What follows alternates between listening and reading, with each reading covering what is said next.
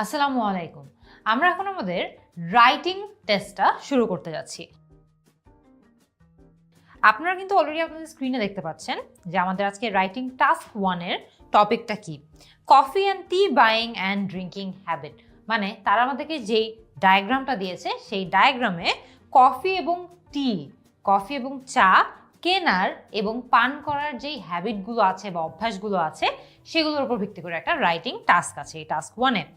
আমরা টাস্ক 1-এ জানি যে একটা ওয়ার্ড লিমিট থাকে অ্যাটলিস্ট 150 ওয়ার্ডস, মানে অন্তত 150 ওয়ার্ডস আমাদেরকে লিখতে হয়। তারপরে আমরা আরও জানি, এখানে খেয়াল করে দেখবেন একটা বক্সের ভিতর তারা এই ডায়াগ্রামগুলোর মধ্যে কি রয়েছে সেটা আমাদেরকে বলেছে। কি বলেছে তারা? The chart below shows the results of a survey about people's coffee and tea buying and drinking habits in 5 Australian cities. মানে এই যে চার্টটা আছে সেটা হচ্ছে একটা জরিপ করা হয়েছিল, যে জরিপের মাধ্যমে মানুষজনের কফি এবং টি বাইং অ্যান্ড ড্রিঙ্কিং হ্যাবিটস দেখা হয়েছিল বা পর্যবেক্ষণ করা হয়েছিল 5টা অস্ট্রেলিয়ান সিটিতে। তাছাড়া এর পরের লাইনেই বলা হয়েছে যে summarise the information by selecting and reporting the main features and make comparisons where relevant. মানে আমাদেরকে যা যা এখানে ডায়াগ্রামে আমরা দেখতে পাচ্ছি এখানে মেইন যেই ফিচারগুলো রয়েছে বা তথ্যগুলো রয়েছে সেগুলোকে সামারাইজ করে আমাদেরকে লিখতে হবে। প্রথম যেই লাইনটা আছে, যেই লাইনে বলেছে যে chart shows the results of a survey about people's coffee and tea buying and drinking habits in 5 Australian cities, এই লাইনটা কিন্তু অনেক গুরুত্বপূর্ণ, কারণ এই লাইনটা আমাদেরকে পরবর্তীতে যখন আমরা আমাদের টাস্ক 1টা লিখবো আমাদেরকে প্যারাফ্রেজ করতে হবে। মানে হুবহু এই লাইনে যেটা বলা আছে সেই তথ্যটাই বলতে হবে, কিন্তু ভিন্ন শব্দ ব্যবহার করে বলতে হবে। So this is a very important line. এটা প্যারাফ্রেজ করতে একদম প্রথম লাইনে আপনার টাস্ক 1-এ কখনোই ভুলবেন না। আচ্ছা, তারপর আমরা এখানে দেখছি যে এখানে ডায়াগ্রামটা দেওয়া আছে। আমরা মূলত আমাদের রাইটিং মকগুলোতে যেটা করব, আমরা বিভিন্ন ব্যান্ডের কিছু আনসার স্যাম্পল আপনাদের জন্য রেখেছি এবং এই আনসার স্যাম্পলগুলোতে কি কি সঠিক করা হয়েছে, কি কি ভুল করা হয়েছে, কি জিনিস ভালো করলে এই আনসার স্যাম্পলটা আরও ভালো হতো, আমরা সেগুলো যাচাই করার চেষ্টা করব। সো আমরা এখানে ডায়াগ্রামে দেখতে পাচ্ছি কফি এবং টি বাইং হ্যাবিটসের কথা বলা হয়েছে। সিডনি, মেলবোর্ন, ব্রিসবেন, অ্যাডেলেড, হোবার্ট নামের 4টা শহরের কথা বলা হয়েছে। পার্সেন্টেজ অফ সিটি রেসিডেন্টস, মানে কত পার্সেন্টেজ অফ সিটি রেসিডেন্টস আসলে কি ধরনের কফি বাইং হ্যাবিটস আছে বা টি বাইং হ্যাবিটস আছে বা ড্রিঙ্কিং হ্যাবিটস আছে সেটার কথা বলা হবে। তারপরে আমরা দেখতে পাচ্ছি 3টা তথ্য দেওয়া আছে যে যেই বক্সগুলো একদম কালো করে পূরণ করা সেটা হচ্ছে bought fresh coffee in the last 4 weeks. মানে প্রত্যেকটা কালো বক্স হচ্ছে যারা লাস্ট 4 সপ্তাহে একদম ফ্রেশ কফি কিনেছে তাদের কথা বলছে। তারপর আমরা দেখতে পাচ্ছি একটা ক্রস প্যাটার্নে কিছু বক্সেস আছে প্রত্যেকটা সিটির সাথে। সেই ক্রস যে বক্সগুলো আছে সেগুলো হচ্ছে ইনস্ট্যান্ট কফি যারা কিনেছে তাদের কথা বলছে গত 4 সপ্তাহে। এবং একটা আছে একটু হালকা অ্যাশ কালারের প্রত্যেকটা শহরের সাথে, সেটা হচ্ছে went to a cafe for coffee or T in the last 4 weeks. মানে লাস্ট 4 সপ্তাহে তারা কফি অথবা চা কিনতে একটা ক্যাফেতে গিয়েছিল, খেতে একটা ক্যাফেতে গিয়েছিল। আমরা মোটামুটি ডায়াগ্রামের তথ্যটা বুঝেছি। আমরা এবার দেখি যে একজন যে অ্যান্সারটা অ্যাটেম্প্ট করেছে সেই অ্যান্সারটা কিভাবে অ্যাটেম্প্ট করেছে। তো আমরা এখানে আমাদের স্ক্রিনে এখন একটা স্যাম্পল আনসার দেখতে পাচ্ছি। যেই স্যাম্পল আনসারটা আমরা দেখে বোঝার চেষ্টা করব যে আনসারে কোন কোন জিনিসগুলো সে ভালো করেছে এবং কোন কোন জিনিসগুলো আরো বেটার করলে সে হয়তো আরেকটু বেটার স্কোর করতো। সো একদম প্রথমে আপনারা এখানে খেয়াল করে দেখবেন, এইখানে যে প্রথম লাইনটা আছে, the bar chart details drinking habits in 5 Australian cities as they relate to coffee and tea over the last 4 weeks.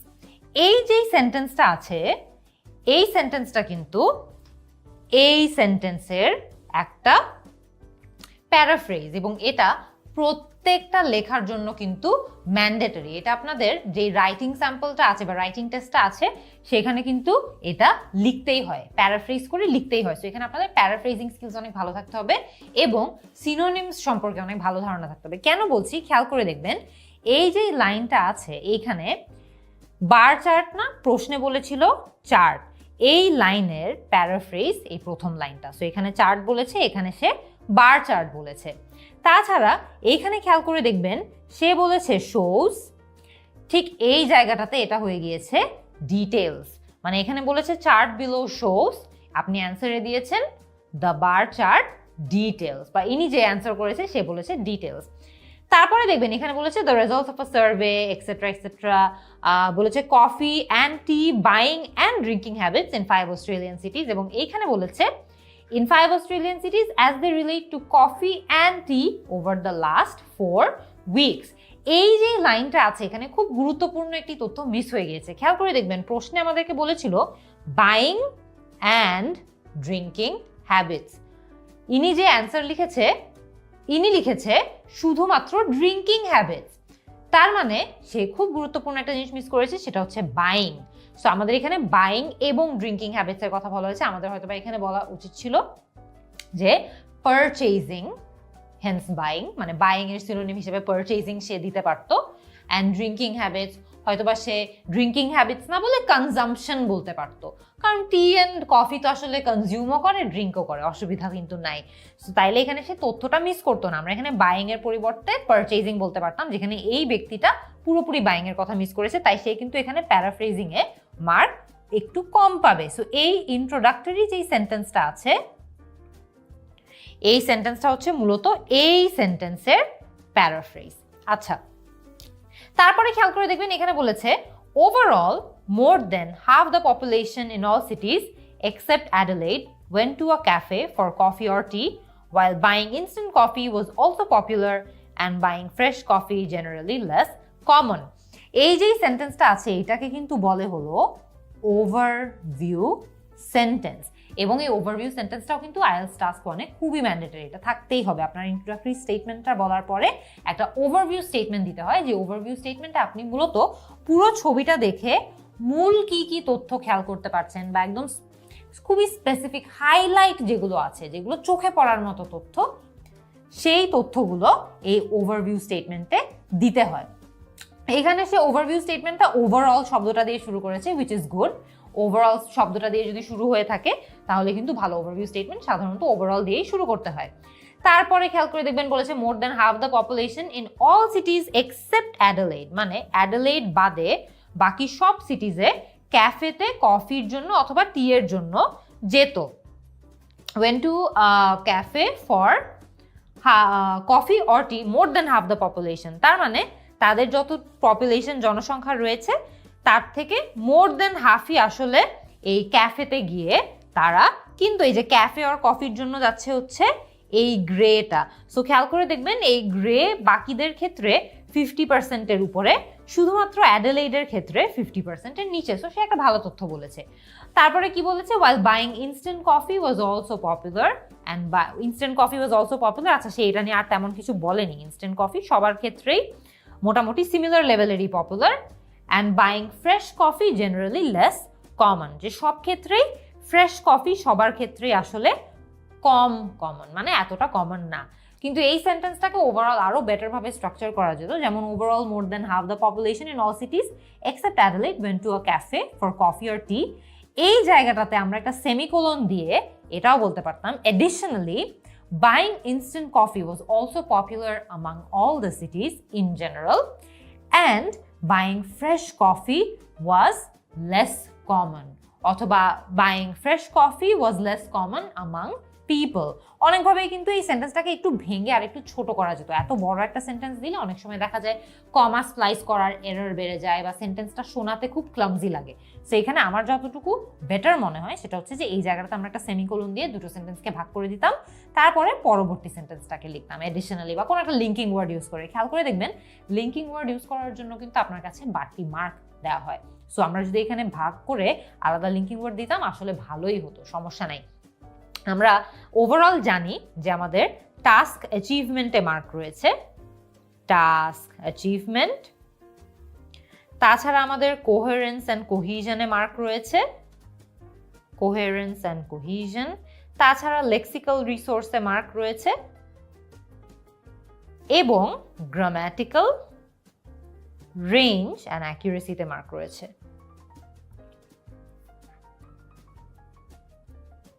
So আমরা যে লিঙ্কিং ওয়ার্ড ইউজ করার কথা বললাম এটা কিন্তু কোহেরেন্স অ্যান্ড কোহিশনে আমাদের মার্কটা আরেকটু বাড়িয়ে দিত। তারপরে সে হচ্ছে তার ডিটেলগুলোতে গিয়েছে। এই প্যারাগ্রাফের মেইন যে সমস্যাটা আছে সেই সমস্যাটা হচ্ছে এই প্যারাগ্রাফটাতে, এই যে এসেটা আছে এখানে প্যারাগ্রাফিং খুবই খারাপভাবে করা হয়েছে। খেয়াল করে দেখবেন এখানে তারা ইন্ট্রোডাক্টরি স্টেটমেন্ট, ওভারভিউ স্টেটমেন্ট সবগুলো প্যারাগ্রাফকে একসাথে গ্রুপ করে দিয়েছে, যেটা করাটা ঠিক হয় নাই।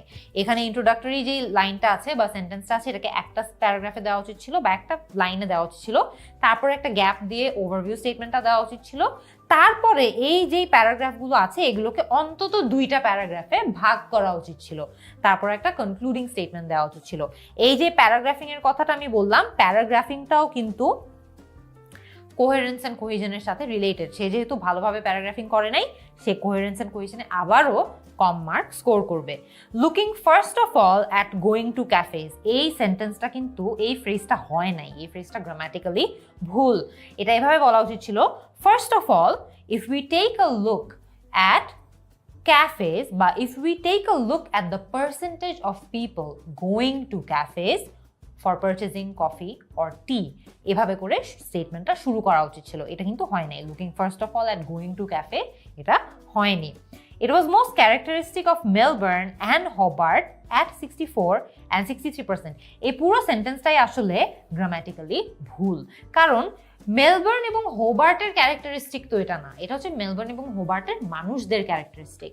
সো এখানে তারা বলতে চাচ্ছে যে যারা ক্যাফেতে যায়, আমরা যদি এখানে দেখি যে ক্যাফেতে যারা যায় তারা হচ্ছে যে এই গ্রে মার্ক করা যারা, তারা। সো সে এখানে বলতে চাচ্ছে first of all it was most characteristic of Melbourne and Hobart, মানে মেলবোর্নের কথা বলছে, হোবার্টের কথা বলছে, যাদের সবচেয়ে বেশি মানুষজন ক্যাফেতে গিয়ে তারা হচ্ছে কফি বা টি পারচেস করতো বা কনজিউম করতো।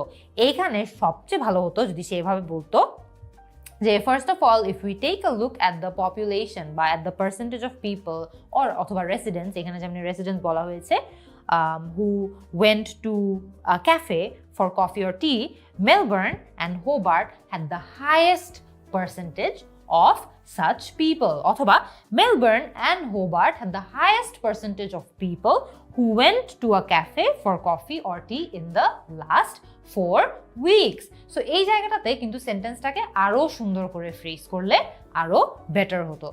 তারপরে আমরা দেখতে পাচ্ছি Sydney was comparably high at just over 60%, followed by Brisbane at over 55%, and finally Adelaide at under 50%. So এই জায়গাটাতেও কিন্তু ওভারঅল সেন্টেন্স স্ট্রাকচারটা আরো অনেক বেটার হতে পারতো।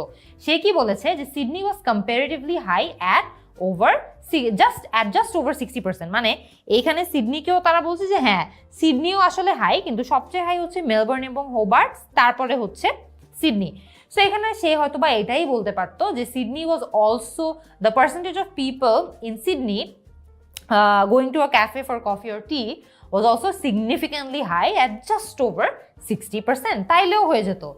তারপরে বলেছে followed by Brisbane at over 55% and finally Adelaide at under 55%। এখানে কথা হচ্ছে যে সবগুলো সিটির কিন্তু ইন্ডিভিজুয়ালি আমাদেরকে তথ্য দেওয়ার দরকার নাই। এখানে আমরা মূলত যেই হাই পয়েন্টগুলো রয়েছে বা যে হাইলাইটগুলো রয়েছে সেগুলোর কথা বললেই হবে। যেমন এখানে হোবার্ট ইজ ডেফিনেটলি হাইলাইট, অনেক হাই, তারপরে মেলবোর্ন ইজ ডেফিনেটলি হাইলাইট, অনেক হাই। তারপরেও সে চাইলে কিন্তু খুবই সহজে আর বাকি সিটিজের কথা না বললে জাস্ট অ্যাডেলেডের কথা বললেও হতো, কারণ অ্যাডেলেডেরটাও হাইলাইট। অ্যাডেলেড সবচেয়ে কম, যে when it came to going to a cafe for coffee or tea in the last 4 weeks, the percentage of people who did so in Adelaide was the lowest, মানে অ্যাডেলেডের সবচেয়ে কম পার্সেন্টেজ মানুষজন ক্যাফেতে গিয়ে কফি খেত। আচ্ছা, তারপর আমরা যদি আগাই, ঠিক এই জায়গাটাতেই খুবই ভালো হতো সে যদি একটা প্যারাগ্রাফ ব্রেক দিত এবং পরবর্তী প্যারাগ্রাফ থেকে কথা বলা শুরু করতো, কিন্তু সে সেটা করেনি। Adelaide was the only city where people bought more instant coffee by a slight margin, 50%. এই সেন্টেন্সটাতে সে কি বোঝাতে চাচ্ছে যে Adelaide was the only city where people bought more instant coffee. People bought more instant coffee by a slight margin, 50%. I guess সে এখানে যেটা বলতে চাচ্ছে যে অন্য সব সিটির ক্ষেত্রে ইনস্ট্যান্ট কফি কিন্তু এই যেই ক্যাফেতে গিয়ে কফি খাওয়ার যে টেন্ডেন্সি আছে তাদের থেকে কম, মানে সবার ক্ষেত্রে কিন্তু ইনস্ট্যান্ট কফিটা দেখবেন ক্যাফে থেকে কম, কিন্তু শুধুমাত্র অ্যাডেলেডের ক্ষেত্রে ইনস্ট্যান্ট কফিটা আরো বেশি মানুষজন খেত। তো এটা কিন্তু আসলে ভালো একটা জিনিস সে নোটিস করতে পেরেছে। এখানে সে আরো সুন্দর করে সেন্টেন্সটা বলতে পারতো যে Adelaide was the only city where people bought more instant coffee than cafe bought coffee অথবা cafe bought tea। আর এখানে মার্জিনটাও সে চাইলে বলতে পারতো, বা মার্জিনটা এখানে আসলে অত বলার দরকারও নেই, কারণ এই মার্জিনটা খুবই ছোট। যেখানে অ্যাডিলেডের একটা হচ্ছে 50%-এর একটু নিচে, সো 49% ধরা যাইতে পারে, আর এখানে ইনস্ট্যান্ট কফিটা হচ্ছে 50%-এর কাছে। সো এখানে সে চাইলে খুবই ইজিলি এই পার্সেন্টেজ মার্জিনটা না বলে জাস্ট এটাই বলতে পারতো যে ইট ওয়াজ দি অনলি সিটি যেখানে it was the only city where people tended to consume more instant coffee than cafe bought coffee or tea। তারপরে খেয়াল করে দেখবেন এখানে সে এই কথাটা বলেছে যে in Hobart instant coffee purchases stood at 54%। মানে এই যে হোবার্ট আছে সেইখানে 54% মানুষজন ইনস্ট্যান্ট কফি কিনতো, মানে এই জায়গাটা। আচ্ছা ঠিক আছে, তারপরে কি বললো, ahead of Brisbane at 52%। মানে ব্রিসবেইন সেটা 52%-এ আছে, 52% থেকে বেশি হোবার্টে খেত। এটা খুব একটা চোখে পড়ার মতো তথ্য না, এভাবে আলাদা করে আসলে বলার দরকার ছিল না।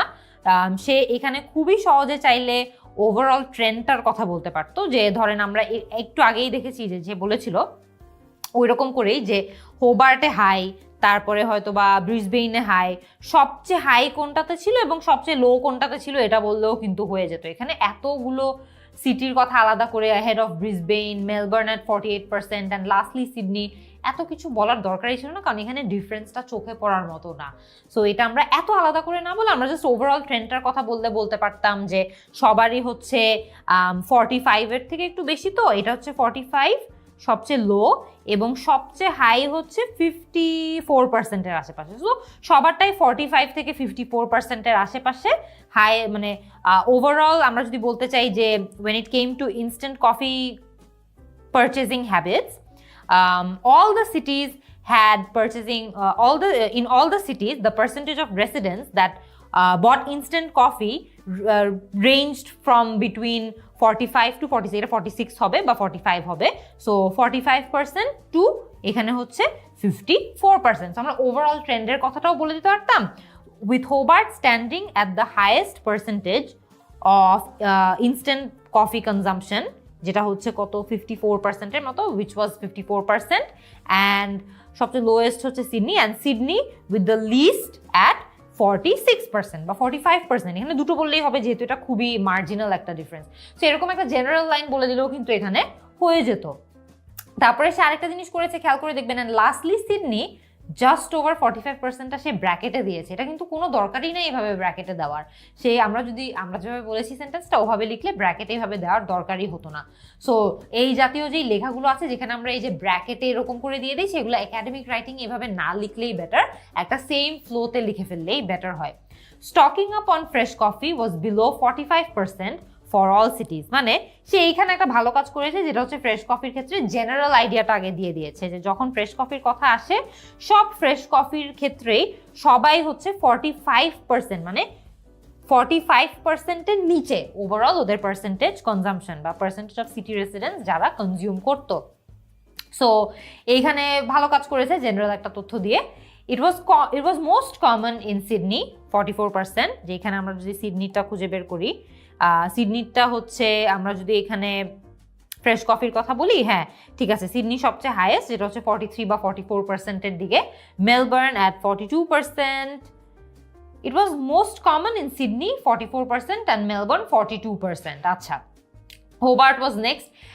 আগেন আমি যেটা বলছি এখানে আবার সে একটা কাজ করেছে, যেটা হচ্ছে আবার লাইন বাই লাইন প্রত্যেকটা সিটিটা আলাদা আলাদা করে বলেছে যে Hobart was next at 39% and Adelaide and Brisbane were much lower and nearly level at around 34%। যে অ্যাডিলেইড এবং ব্রিসবেনেরটা আমরা যদি তাদের ফ্রেশ কফি পারচেজেসগুলো দেখি, তাহলে অ্যাডিলেইড এবং ব্রিসবেনেরটা হচ্ছে যেটা হচ্ছে দুইটাই 34%-এর আশেপাশে। So nearly level at around 34%। এই যেই ফ্রেজটা সে ইউজ করেছে এটা ভালো করেছে, খুব মানে এটা খুব সুন্দর একটা ইউনিক ভোকাবুলারির ইউজেজও রয়েছে। সো এটা ভালো করেছে সে। কিন্তু এই জায়গাটাতে আমার মনে হয় যে এতগুলো সিটির আলাদা আলাদা না বলে সে জাস্ট হাই পয়েন্টসগুলো বা লো পয়েন্টসগুলো বলে ভালো করেছে। এর আগে আমরা দেখেছি যে অনেকগুলো ক্ষেত্রে সে প্রত্যেকটা সিটিটা আলাদা আলাদা করে বলেছে, যেটা দরকার ছিল না। এখন আমরা যদি ওভারঅল এই রাইটিং টাস্কের কথা বলি, তাহলে সবচেয়ে প্রথমে এই রাইটিং টাস্কটা যেই জায়গাটাতে কম মার্ক পাবে সেটা হচ্ছে সেন্টেন্স স্ট্রাকচার। আমরা অনেকগুলো জায়গায় দেখেছি যে সে সেন্টেন্স স্ট্রাকচারিংগুলো খুব ক্লামজি ভাবে করেছে। যেমন এই যে প্রথম দিকের আমরা যে লাইনটা দেখেছিলাম, সেই লাইনটাতে সে সহজেই চাইলে লাইনটাকে ভেঙে দুভাগ করে একটা কম্পাউন্ড অথবা কম্পাউন্ড কমপ্লেক্স সেন্টেন্স তৈরি করতে পারতো, লিঙ্কিং ওয়ার্ড ব্যবহার করে ভাগ করতে পারতো, তাইলে আরেকটু মার্ক পেতো। লিঙ্কিং ওয়ার্ড ব্যবহার করলে সে কোহিশন অ্যান্ড কোহেরেন্সেও মার্ক পেতো। সেন্টেন্স স্ট্রাকচারটা একটু সুন্দর অ্যাডভান্স সেন্টেন্স স্ট্রাকচার করলেও সে কোহেরেন্স এন্ড কোএফিসিয়েন্টে মার্ক পেতো, সেটা সে করে নাই। ওভারঅল এখানে যেই সেন্টেন্সগুলো রয়েছে, এখানেও আমি আপনাদেরকে বলেছি যে প্রত্যেকটা সিটিটা আলাদা আলাদা করে পার্সেন্টেজ দেওয়া দরকার ছিল না। যদি ওর সেন্টেন্স স্ট্রাকচারগুলোকে হাই পয়েন্ট, লো পয়েন্ট এবং জেনারেল ট্রেন্ডের মধ্যে ভাগ করতো তাহলে ভালো হতো। আপনাদেরকেও যখন এরকম বার চার্ট বা কোনো ধরনের লাইন গ্রাফ ডিফাইন করতে হবে, ডিসক্রাইব করতে হবে, আপনারাও চেষ্টা করবেন সবচেয়ে প্রথমে চোখে পড়ার মতো হাই পয়েন্ট যেটা আছে এবং লো পয়েন্ট যেটা আছে এই দুটো নিয়ে কথা বলতে, তার পরবর্তীতে হচ্ছে জেনারেল ট্রেন্ড যেটা আছে সেটা নিয়ে কথা বলতে। নাইলে একদম প্রত্যেকটা যে সিডনি 54%, মেলবোর্ন 55%, ব্রিসবেন 40%, এভাবে করে প্রত্যেকটা আলাদা আলাদা করে বলার দরকার নেই। চোখে পড়ার মতো তথ্যগুলো বলবেন, তাহলে সেন্টেন্স স্ট্রাকচারটা বেটার হবে। তাছাড়া আমরা যদি টাস্ক অ্যাচিভমেন্টের কথাও বলি, আমার যেটা মনে হয়েছে যে এই জায়গাটাতে আমাদেরকে সামারাইজ করতে বলেছে ইনফরমেশনটা। খেয়াল করে দেখবেন এখানে টাস্ক অ্যাচিভমেন্টে মূলত মার্ক থাকে হচ্ছে যে আমাদেরকে প্রশ্নে যেই কাজটা করতে বলা হয়েছে ওই কাজটা আমরা প্রপারলি করতে পারছি নাকি বা করতে পেরেছি নাকি, পুরো কোয়েশ্চেনটা অ্যান্সার করতে পেরেছি নাকি। এখানে আমাদেরকে বলেছে summarize the information by reporting main feature. Main ফিচারগুলোকে রিপোর্ট করতে বলেছে, যে কারণে আপনার প্রত্যেকটা শহরকে আলাদা আলাদা করে রিপোর্ট করার কিন্তু দরকার নাই। মেইন ফিচারগুলো নিয়ে কথা বললেই এটা বেস্ট হতো। Make comparisons where relevant. এই যে ক্যান্ডিডেটটা আছে সে কিছু কিছু জায়গায় কম্প্যারিজনস অবভিয়াসলি করার চেষ্টা করেছে। যেমন অনেক ক্ষেত্রে সে একটা জায়গায় বলেছিল, খেয়াল করে দেখবেন যে Adelaide was the only city where people got more instant coffee by a slight margin. মানে সব সিটির মধ্যে দেখা গিয়েছিল যে ইনস্ট্যান্ট কফি কম পারচেস করা হতো অন্যগুলোর তুলনায়, কিন্তু Adelaide was the only city যেখানে ইনস্ট্যান্ট কফি বেশি পারচেস করা হতো। এটা সুন্দর একটা অবজারভেশন ছিল। এরকম ধরনের যে কি অবজারভেশনগুলো আছে এগুলোই তার রাইটিং আরও বেশি থাকলে সে টাস্ক অ্যাচিভমেন্টে আরও বেশি মার্ক পেত, কারণ সে মেইন ফিচারগুলো নিয়ে রিপোর্ট না করে প্রত্যেকটা ফিচার ইন্ডিভিজুয়ালি রিপোর্ট করতে গিয়ে তার টাস্ক অ্যাচিভমেন্টে মার্কটা কমে যাবে। কোহেশন এন্ড কোহেরেন্স নিয়ে তো আমরা অলরেডি কথা বলেছি। লেক্সিক্যাল রিসোর্সের ক্ষেত্রে আমি বলবো যে এই যে ক্যান্ডিডেটটা ছিল সে কিন্তু ওভারঅল বেসিক টাস্ক অ্যাচিভ করতে পেরেছে লেক্সিক্যাল রিসোর্সের ক্ষেত্রে। যেমন প্রথম প্যারাটাকে সামারাইজ, প্যারাফ্রেজ করার উপর একটা মার্ক থাকে, সে প্যারাফ্রেজ করেছে। ওভারভিউ স্টেটমেন্ট লেখানোতে একটা মার্ক থাকে, সেটাও সে করতে পেরেছে। কিন্তু ওভারঅল খেয়াল করে দেখবেন যে সে খুব একটা বেশি আনকমন ভোক্যাবুলারি কিন্তু ইউজ করেনি, খুবই বেসিক ভোক্যাবুলারি ইউজ করেছে। এবং অনেক ক্ষেত্রে দেখা গিয়েছে যে তার ভোক্যাবুলারিগুলো খুবই ইউজুয়াল, মানে দৈনন্দিন জীবনে আমরা যেরকম ভোক্যাবুলারি ব্যবহার করি সেরকম। IELTS রাইটিংয়ে আপনাকে কিছু কিছু জায়গায় অ্যাডভান্স ভোক্যাবুলারি ইউজ করতে হবে, কিন্তু এই অ্যাডভান্স ভোক্যাবুলারিটা রেলেভেন্টও হতে হবে। সো এই ক্ষেত্রে সে যে জায়গাটাতে একটু শর্ট ফল করেছে সেটা হচ্ছে তার অ্যাডভান্স ভোক্যাবুলারি ইউজেজে। সে আনকমন ভোক্যাবুলারি তেমন একটা ইউজ করতে পারে নাই, বাট রেলেভেন্ট ভোক্যাবুলারি ইউজ করেছে। সো আমরা কমপ্লিটলি ওকে এখানে জিরোও দিব না, সে রেলেভেন্ট ভোক্যাবুলারি ইউজ করেছে, বাট ইউনিক অ্যাডভান্স ভোক্যাবুলারি তেমন একটা ইউজ করতে পারে নাই। গ্রামাটিক্যাল রেঞ্জ এবং অ্যাকুরেসিতে আমরা দেখেছি যে সেন্টেন্স স্ট্রাকচার কনস্ট্রাকশনে তার অনেকগুলো জায়গায় ভুল ছিল। যেমন আমরা এখানে দেখেছি looking first of all at going to cafes. Going to cafes তো একটা ইনসিডেন্ট, আমরা কিন্তু চাইলে গোয়িং টু ক্যাফেজে তাকাতে পারবো না, তাই না? আমরা মানুষজনগুলোর দিকে তাকাতে পারবো, আমরা জিনিসের দিকে তাকাতে পারবো, কিন্তু আমরা তো ক্যাফে গোয়িং এর দিকে তাকাতে পারবো না। আপনারা কি ভুলটা বুঝতে পারছেন? সো এই জায়গাটাতে এখানে যে কনস্ট্রাকশনটা, গ্রামাটিক্যাল কনস্ট্রাকশনটা সে করেছে এটা ভুল করেছে। ইট ওয়াজ মোস্ট ক্যারেক্টারিস্টিক, ঠিক আছে।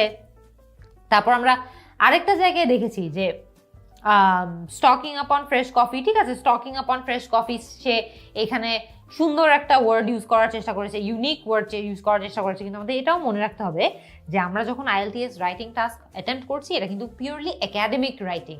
একাডেমিক রাইটিংয়ে সাধারণত আমরা যেটা চেষ্টা করব খুবই একাডেমিক ফর্মাল ইংলিশ ব্যবহার করতে। সো এই ক্ষেত্রে আমার মনে হয় যে স্টকিং আপ না বলে অন্য কোনো একটা যদি ওয়ার্ড ইউজ করা যেত, হয়তো বা এমন হতে পারতো যে আমরা এখানে বলতে চাচ্ছি যে সে fresh coffee was below, stocking up fresh coffee was below 45% for all cities. এখানে কিন্তু স্টকিং আপ ফ্রেশ কফি না বলে সে বলতে পারতো পারচেজিং, বলতে পারতো বাইং, তাইলেও কিন্তু হতো। এখানে স্টকিং আপটা আমার ইনফর্মাল মনে হচ্ছে, সো এটা এইভাবে না বললেই বেটার হতো। সো যে লেক্সিক্যাল রিসোর্সে আসলে গ্রামাটিক্যাল রেঞ্জ এবং অ্যাকুরেসিতেও আসলে সে হচ্ছে যে খুব বেশি ভালো করেনি, কারণ দেখা গিয়েছে বিভিন্ন জায়গায় আমরা কিছু গ্রামাটিক্যাল এরর পেয়েছি, সেন্টেন্স কনস্ট্রাকশনটা আমাদের খুব একটা বেশি স্মুথ হয়নি বা ভালো হয়নি। আমি ওভারঅল লাইন বাই লাইনও ফিডব্যাক কিন্তু দিয়েছিলাম। সো এই জায়গাটাতে ও মোটামুটি অ্যাচিভ করতে পেরেছে, বাট ও খুব একটা বেশি যে একদম হাই ব্যান্ড স্কোর পাওয়ার মতো টাস্ক দিয়েছে তা না। এই যে রাইটিংটা আছে সেটা ইজিলি 6 স্কোর করার মতো, কিন্তু 6.5 এর বেশি এটা স্কোর করার মতো না, কারণ এখানে ফার্স্ট অফ অল সে তো টাস্ক অ্যাচিভ খুব একটা বেশি করতে পারেনি, কারণ আমাদেরকে মেইন যে ফিচারগুলো রয়েছে সেই ফিচারগুলো রিপোর্ট করতে পারার কথা বা করার কথা, কিন্তু সে হচ্ছে যে খুব দেখা গিয়েছে যে একটা চার্ট দেখে হুবহু যা দেখছে তা সে লিখে দিয়েছে, এটাকে সামারাইজ ঠিক মতো সে করতে পারেনি। সো আমি এটাকে বলবো যে এটা একটা ব্যান্ড 6 রাইটিং, কিন্তু এটাকে আরো ভালো করার জন্য আরো অ্যাডভান্স ভোকাবুলারি ইউজ করা দরকার ছিল, আরো কমপ্লেক্স সেন্টেন্স স্ট্রাকচার ইউজ করার দরকার ছিল, গ্রামাটিক্যাল যে মিস্টেকগুলো করেছে সেগুলো অ্যাভয়েড করার দরকার ছিল, এবং সবচেয়ে ইম্পর্টেন্ট যে টাস্ক অ্যাচিভমেন্ট রয়েছে, টাস্ক অ্যাচিভমেন্টে আমাদের এখানে সামারাইজ করতে বলেছে, মেইন ফিচারগুলো রিপোর্ট করতে বলেছে, ও যে লাইন বাই লাইন এতগুলো রিপোর্ট করেছে এটা না করলে বেটার হতো, তাহলে ইজিলি এটা আরেকটু হায়ার ব্যান্ড স্কোর করতে পারতো। এরই মধ্যে আমাদের টাস্ক 1টা কিন্তু শেষ হয়ে গিয়েছে, আমরা এখন টাস্ক 2তে মুভ অন করব। চলুন দেখি যে এখানে তারা আমাদেরকে টাস্ক 2তে কি বলেছে। টাস্ক 2তে বলেছে, in some countries owning a home rather than renting one is very important for people. Why might this be the case? Do you think this is a positive or negative situation? খুবই গুরুত্ব দিয়ে দেখবেন, এখানে কিন্তু তারা আমাদেরকে কয়েকটা জিনিস বলেছে। প্রথমে তারা আমাদেরকে স্টেটমেন্ট দিয়েছে যে কিছু কিছু দেশে একটা বাসা ওন করা বা কেনা রাদার দেন রেন্টিং ওয়ান, মানে ভাড়া নেওয়ার চেয়ে বেশি গুরুত্বপূর্ণ। মানে কিছু কিছু দেশে দেখা যায় মানুষজন একটা ভাড়া বাসায় থাকার চেয়ে নিজের ওন করা বাসায় থাকাটাই তাদের জন্য বেশি ইম্পর্টেন্ট হয়। Why might this be the case? প্রথম প্রশ্ন হচ্ছে আমাদেরকে এটা অ্যান্সার করতে হবে যে এটা কেন হয়ে থাকে, তোমার কি মনে হয়? তো আপনি যখন আপনার রাইটিং টাস্ক অ্যাটেম্প্ট করবেন আপনাকে কিন্তু এই প্রশ্নের জবাব দিতে হবে যে কেন। তারপরে যে প্রশ্নের জবাব দিতে হবে সেটা হচ্ছে, do you think this is a positive or negative situation? যে আপনার ওপিনিয়ন কি, আপনার কি মনে হয় এটা ভালো যে মানুষজন এখন তাদের কেনা ওন করা বাসায় থাকতে চায় বেশি রেন্টেড বাসা থেকে, নাকি do you think it's bad, যে এটা কি সমস্যা নাকি? তারপরে আমাদেরকে ওরা একটা প্রম্পট দিয়েছে, খেয়াল করে দেখবেন, বলেছে give reasons for your answer and include any relevant examples from your knowledge or experience. যে যাই অ্যান্সার আপনি দিবেন না কেন আপনাকে সেটার কারণ দিতে হবে এবং রেলেভেন্ট এক্সাম্পল দিতে হবে বা সঠিক উদাহরণও দিতে হবে। আচ্ছা, আমরা এখন অ্যান্সারটা দেখি। একটা স্যাম্পল অ্যান্সার আমাদের কাছে আছে। আমাদের স্যাম্পল অ্যান্সারটা আমরা দেখতে পাচ্ছি এখানে ওয়ার্ড কাউন্ট 293। আমরা জানি টাস্ক 2তে 250 ওয়ার্ডসের একটা মিনিমাম ওয়ার্ড লিমিট থাকে, মানে আমাদের অন্তত পক্ষে 250 শব্দ লিখতেই হয়। এটা বাড়িয়ে 270 280 করাই যেতে পারে, 293 কিন্তু অন দ্য হায়ার এন্ড, মানে এটা অ্যাকচুয়ালি অনেক বেশি ওয়ার্ড লিমিট হয়ে গিয়েছে, এক্সিড করে ফেলেছে। সবসময় চেষ্টা করবেন 270 থেকে 280-র মধ্যে রাখার। আচ্ছা, তারপর আমরা দেখি যে সে এটা কিভাবে লিখেছে। Many people today value owning their home over renting. In my opinion, this is part of a natural human desire for security and prestige, but it contains risk. তো সে এখানে যে কাজটা করেছে খেয়াল করে দেখবেন, একদম প্রথম যে লাইনটা আছে, many people today value owning their own home over renting, এই লাইনটাকে সে প্যারাফ্রেজ করেছে, which is essential. এটা কিন্তু আপনার প্রত্যেকটা রাইটিং টাস্কে, আপনার টাস্ক 1 হোক বা 2 হোক, ওরা প্রথম লাইনে যে কথাটা বলে থাকে সেই কথাটাকে প্যারাফ্রেজ করতেই হয়, এটার জন্য আলাদা মার্ক থাকে। সে প্যারাফ্রেজ করেছে, সে বলেছে many people today value owning their home over renting. এখানে সে ভ্যালিউ না বলে খুবই ইজিলি প্রেফার বলতে পারতো, যে many people today prefer owning their home over renting it, অথবা many people today prefer buying their own home over renting it. সেভাবেও বললে ভালো হতো। এরপরে সে বলেছে, খেয়াল করে দেখবেন, in my opinion this is part of a natural human desire for security and prestige, but it contains risk. So খুব সুন্দর করে সে কিন্তু এখানে বুঝিয়েছে যে তার ওপিনিয়নে সাধারণত মানুষজন এটাই চায় যে সিকিউরিটি বা নিরাপত্তার জন্য সে নিজেদের একটা বাসা চায়, এটা স্বাভাবিক, অ্যান্ড প্রেস্টিজ মানে একটু সম্মানের জন্য, but it contains risk. সে বলেছে যেটা স্বাভাবিক, মানুষজন এটা চায়, কিন্তু এটার কিছু রিস্কও রয়েছে, এটার কিছু সমস্যাও রয়েছে। দেখি যে তারপরে কি বলেছে সে। আচ্ছা, এর আগে আমরা একটু দেখে নেই যে এই যে সেন্টেন্সটা সে লিখলো, in my opinion this is part of a natural human desire থেকে রিস্ক পর্যন্ত, এই সেন্টেন্সটাকে সাধারণত একটা থিসিস স্টেটমেন্ট বলে। কি বলে? একটা থিসিস স্টেটমেন্ট। এই থিসিস স্টেটমেন্টটা খুবই গুরুত্বপূর্ণ। আপনি প্রথমে যখন আপনার প্যারাফ্রেজ করা স্টেটমেন্টটা দিলেন, মানে এই মেনি পিপলটা প্যারাফ্রেজ ছিল, তাই না? এই সেন্টেন্সটা প্যারাফ্রেজ করা একটা সেন্টেন্স ছিল, এই সেন্টেন্সকে প্যারাফ্রেজ করেছে, প্রশ্ন সেন্টেন্সটাকে। সো এটার পরে একটা থিসিস স্টেটমেন্ট লিখতে হয়, যে থিসিস স্টেটমেন্টটার মাধ্যমে আপনি ওভারঅল আপনার প্যারাগ্রাফে কি নিয়ে কথা বলছেন সেই জিনিসটা একটু সামারাইজ করে দিতে হয়। সো সে খুব সুন্দর করে সামারাইজ করেছে সেটা। তারপরে কি বলেছে একটু দেখি। এখন সে বডি প্যারাগ্রাফে মুভ করেছে। সে বলেছে the source of this desire is a need for stability and respect. মানে সে প্রথমে তার থিসিস স্টেটমেন্টের ফার্স্ট হাফ নিয়ে কথা বলছে, যেখানে সে বলেছে it's a part of a natural human desire for security and Prestige. কি বলেছে? The source of this desire is a need for stability and respect. তারপরে বলেছে এটা হচ্ছে তার টপিক সেন্টেন্স, মানে স্টেবিলিটি এবং রেসপেক্টের কারণেই তারা আসলে এটা চায়। An individual who does not own, তারপরে তার সাপোর্টিং ডিটেল দিতে হবে, যে সাপোর্টিং ডিটেল দিয়ে সে হচ্ছে এই স্টেটমেন্টটাকে, এটাকে বলে হচ্ছে টপিক সেন্টেন্স। এই টপিক সেন্টেন্সটাকে তার সাপোর্ট করতে হবে। An individual who does not own their home must pay rent to a landlord. আচ্ছা, this hangs over them and necessitates maintaining a job with a steady salary and balancing rent against each other. এইখানে একটা জিনিস সে miss করেছে, খেয়াল করে দেখবেন। এই জায়গাটাতে একটা এস বসার কথা এখানে, with a steady salary and balancing rent against each other's living expenses। তো এখানে কিন্তু সে গ্রামারের জন্য একটা মার্ক কম পাবে, কারণ সে গ্রামাটিক্যাল একটা মিস্টেক করেছে। আচ্ছা, তারপরে কি বলেছে? once a person owns their own home they are then able to spend their money more freely and consider different employment, এখানে different employments হবে, without the fear of becoming homeless। আবারও সে একটা grammatical mistake করেছে। moreover having a home lends an air of respectability, only the wealthy are able to buy। এইখানে আবারও খেয়াল করে দেখবেন, এই জায়গাটাতে সে টু মিস করেছে, একটা প্রেপোজিশনাল এরর হয়েছে আবারও। only the wealthy are able to buy a house and most homeowners take pride in the size and condition of their home as a sign of their social standing। আমরা এখানে দেখতে পাচ্ছি যে এই প্যারাগ্রাফটাতে সে খুব সুন্দর করে একটা কাজ করেছে, সেটা হচ্ছে যে তার যে টপিক সেন্টেন্স রয়েছে সেই টপিক সেন্টেন্সকে সাপোর্ট করার জন্য যথেষ্ট সাপোর্টিং ডিটেল সে দিয়েছে।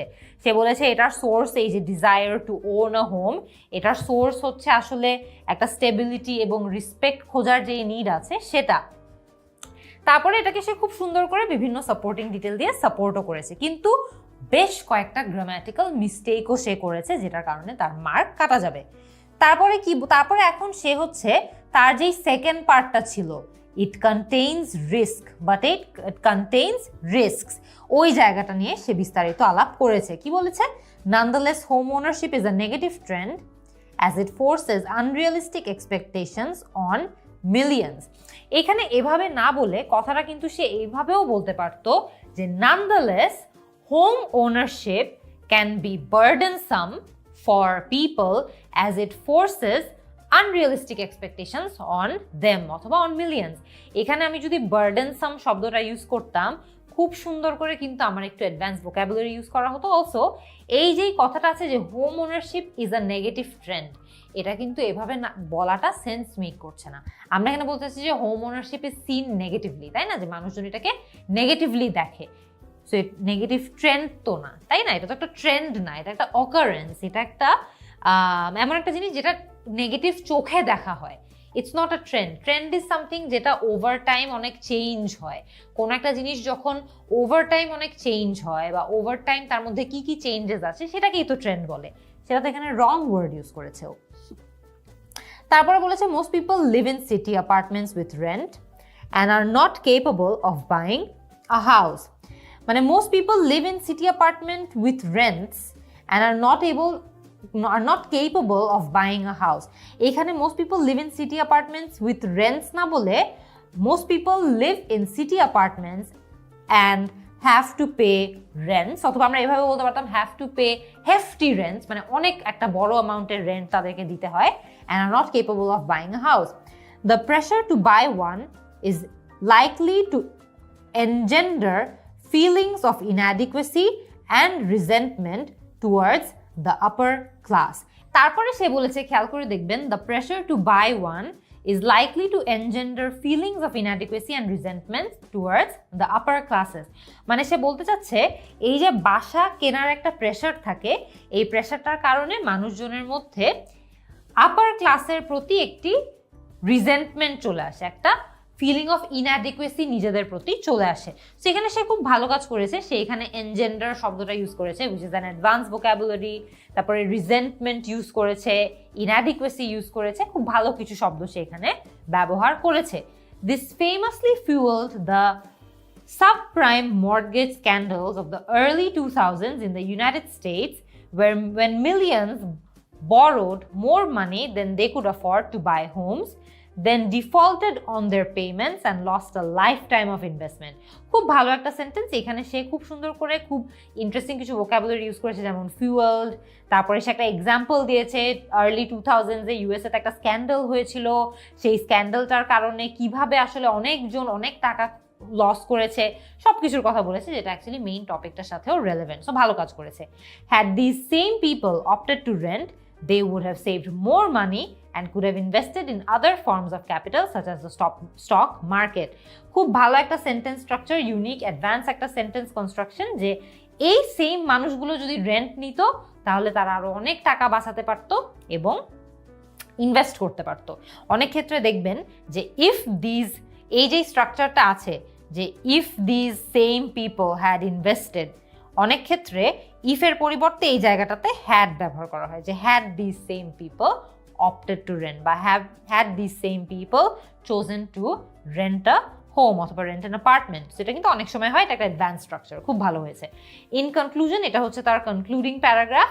In conclusion, owning a home is innately desirable, মানে আমরা এটা মন থেকে আসলে অনেক বেশি চাই যে আমাদের একটা নিজস্ব বাসা থাকবে, বাট ইন দি এন্ড, এখানে একটা কমা হওয়ার কথা ছিল, ও আচ্ছা, এইখানে in the end it causes হওয়ার কথা, but in the end causes more harm than good due to the pressure it places on individuals. এই সেন্টেন্সটাতে অসুবিধা নেই, কিন্তু আমি হলে এই জায়গাটাতে একটা কমা দিতাম, কারণ এটা একটা কমপ্লেক্স সেন্টেন্স, কিন্তু যে in conclusion owning a home is innately desirable, but in the end it causes more harm than good due to the pressure it places on individuals. তাহলে আরেকটু ক্লিয়ার হয়ে যায় সেন্টেন্সটা। Many people have learned this lesson and home ownership may begin to decline in the future. যে অনেকেই এটা আসলে শিখে ফেলেছে এবং আস্তে আস্তে ভবিষ্যতে হোম ওনারশিপ ডিক্লাইনও করতে পারে। খুব সুন্দর করে সে ডিক্লাইন ইউজ করেছে, আমরা কিন্তু খুবই সহজে চাইলে ফল ইউজ করতে পারতাম, কিন্তু ফল ইউজ না করে সে আরেকটু লেস ইউজড ওয়ার্ড ডিক্লাইন ব্যবহার করেছে এবং সুন্দর করে তার এসেটা শেষও করে দিয়েছে। এখানে খেয়াল করে দেখবেন তার ওয়ার্ড কাউন্ট 293, আমরা ওয়ার্ড কাউন্ট নিয়ে আগেই কথা বলেছি, এটা 270 to 280 মধ্যে রাখতে পারলে ভালো হতো। ওভারঅল তার প্যারাগ্রাফিংয়ে মার্ক সে ভালোই পাবে। আমি এখানে দেখতে পাচ্ছি যে সে মোটামুটি যেটা করেছে হচ্ছে যে প্যারাগ্রাফিং ঠিক রেখেছে, প্যারাফ্রেজিং করেছে, থিসিস স্টেটমেন্ট রেখেছে, টপিক সেন্টেন্স, সাপোর্টিং ডিটেল রেখেছে, এখানেও টপিক সেন্টেন্স রেখেছে। খেয়াল করে দেখবেন why this might be the case, সে প্রথম প্যারাগ্রাফে অ্যান্সার করেছে do you think this is a positive or negative situation, সে এইখানে যেটা করেছে হচ্ছে যে একটা নিউট্রাল অ্যান্সার রেখেছে। খেয়াল করে দেখবেন ও এখানে এটার পজিটিভ দিকগুলো নিয়েও ডিসকাস করেছে, আবার এটা যে নেগেটিভ দিকগুলো রয়েছে নেগেটিভ দিকগুলো নিয়েও ডিসকাস করেছে, বাট ওভারঅল তার আনসার একটু নেগেটিভের দিকেই, যে আসলে রেন্ট করলেই ভালো, হোম ওনারশিপে অনেক ধরনের সমস্যা হয়। সে একটা স্ক্যান্ডালের এক্সাম্পল দিয়েও মোটামুটি অ্যান্সারটা এলাবোরেট করতে পেরেছে। ওভারঅল আমি যা বলবো যে এটা ইজিলি 6.5 লেভেলের রাইটিং হতে পারে, কিন্তু আমি এর বেশি তাকে দিব না, কারণ এই জায়গাটাতে সে গ্রামারে অনেক জায়গায় অনেক ভুল করেছে। আমরা দেখতে পেরেছি যে একবার যদি গ্রামারের মিস্টেক হতো তাহলে এক্সামিনার হয়তো বা সেটা ইগনোর করতো, কিন্তু যেহেতু সে বারবার একই টাইপের গ্রামার, প্রেপোজিশন ভুল করেছে, সেন্টেন্স স্ট্রাকচার ভুল করেছে, কমা স্প্লাইস রেখেছে, এক জায়গায় সে আদার লিখে ফেলেছে আদার্সের পরিবর্তে, সো এই ধরনের যে ভুলগুলো আছে এগুলোর জন্য কিন্তু অনেক মার্ক কাটা যায়। 6 থেকে 6.5 এই রাইটিংটা হয়তো বা ইজিলি স্কোর করতে পারতো, কিন্তু এর বেশি স্কোর করতে পারতো না, কারণ এর বেশি স্কোর করতে হলে আরও অনেক কম্প্যাক্ট হতে হয় রাইটিং, আরও অনেক অ্যাডভান্স ভোকাবুলারি ইউজেস থাকতে হয়। সে কিছু কিছু জায়গায় আমি দেখেছি অ্যাডভান্স ভোকাবুলারি ইউজ করেছে, কিন্তু ওভারঅল সে তার যে গ্রামাটিক্যাল মিস্টেকসগুলো ছিল সেগুলো অনেক বেশি ছিল, এবং এই কারণেই দেখা যাবে হয়তোবা সে এর বেশি স্কোর করতে পারবে না। রাইটিংয়ে কিন্তু অনেক অ্যাডভান্স ভোকাবুলারিতে ইউজ করতে হয়, বাট অনেক একাডেমিক হতে হয় আমাদের ল্যাঙ্গুয়েজটা। সো আই বিলিভ যে ওই জায়গাটাতে এই রাইটিংটা আরও অনেক বেটার করতে পারতো। এরই মধ্যে আমাদের এই রাইটিং টেস্টটা কিন্তু শেষ হয়ে গিয়েছে। আগামী ক্লাসে আপনাদের সবার সাথে আবারও দেখা হবে। আপনার যদি এই মক টেস্ট সলিউশন ভিডিওটি পছন্দ হয়ে থাকে, তাহলে আরও অ্যাডভান্স টিপস অ্যান্ড টেকনিক্স শিখে আইএলসে আপনার কাঙ্ক্ষিত স্কোরটি পেতে ভর্তি হয়ে যান আমার পূর্ণাঙ্গ আইএলস কোর্সে। কোর্সটি পেতে ভিজিট করুন 10minuteschool.com অথবা ডাউনলোড করুন 10 Minute School অ্যাপ। যে কোনো জিজ্ঞাসায় কল করুন 16910 নম্বরে।